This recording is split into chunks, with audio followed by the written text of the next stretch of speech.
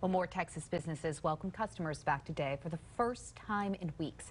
It's the latest step in Governor Greg Abbott's coronavirus response plan.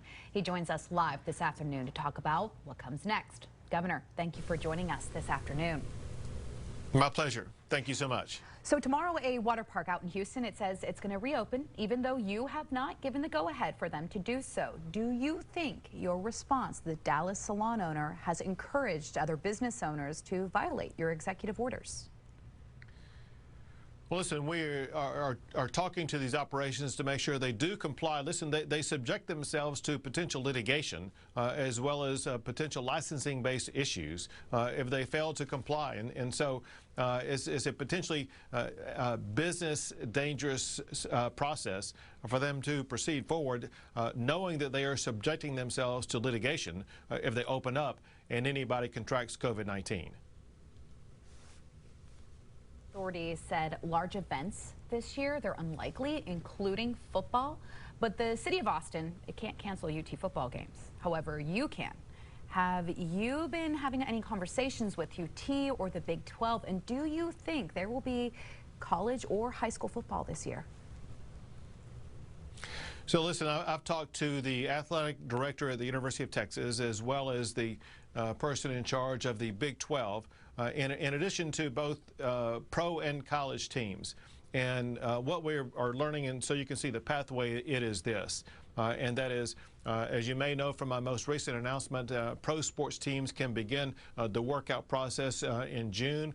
We are anticipating the possibility of Major League Baseball starting in July, and that will give us a pathway of being able to see what potential seating could look like once we get to college football season. Our goal right now is to have college football season start as planned with fans in stands. What we don't know is what the capacity level would be. Would it be strategic and limited to ensure we have safe distancing practices? There are factors we simply do not know at this time. What is going to be the status of COVID-19 in the state of Texas? What is going to be the status of any type of medical treatment, such as medicines that can be taken for people who test positive for COVID-19? We will have further clarity on both of those issues as we get to the mid-July timeframe. According to the athletic director for the University of Texas, they need an answer by the early part of August. We think we will be able to give it to them, but if you want a prediction, my prediction is yes, we are going to have college football beginning as scheduled, on schedule, with at least some level of fans in stands. Well, speaking of schools, Austin ISD says it's considering a plan to only bring back 25% of its student body for in-person teaching in the fall. Now, is that a plan that you could support?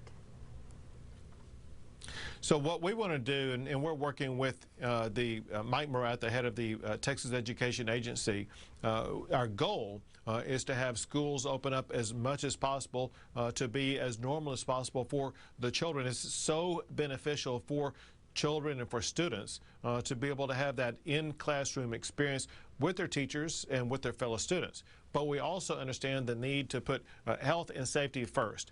And so we are working on these strategies that will give individual school districts the opportunity to select the pathway that is best for their particular school district. So it will not be a one-size-fits-all process for all schools around the state of Texas, but if you would, a menu of options that give school districts some latitude to make sure that they have the right strategy for their particular location.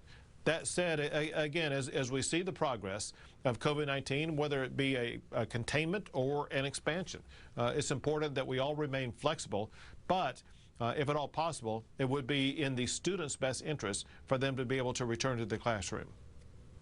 All right, no matter what, going to be looking different this fall for sure. So what's your assessment of the surge teams that have been deployed to areas around the state with outbreaks? Do you anticipate a need to send more of those teams out into communities? So these surge teams have been operating for about a month and a half now, going to hot spots, and there are three primary types of hot spots. One is nursing homes, another is jails, another is meatpacking plants, and every time we have pushed these surge teams into hot zones.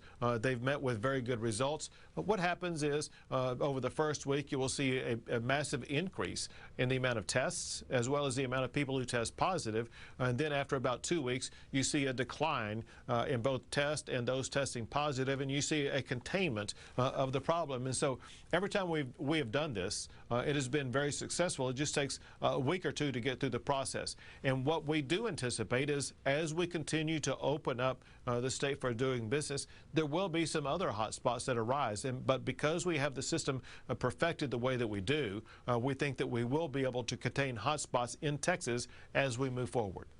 All right, Governor, so you have ordered all nursing homes in the state finish testing patients and staff by Monday. Now in Travis County, that's been completed for just 13 of 32 nursing homes.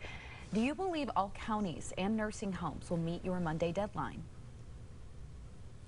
It is looking like there are some regions in the state of Texas that will not meet that deadline. Obviously, we want this done as quickly as possible. The hope is that by the end of next week, all of these will be completed. And understand there's multiple aspects of this.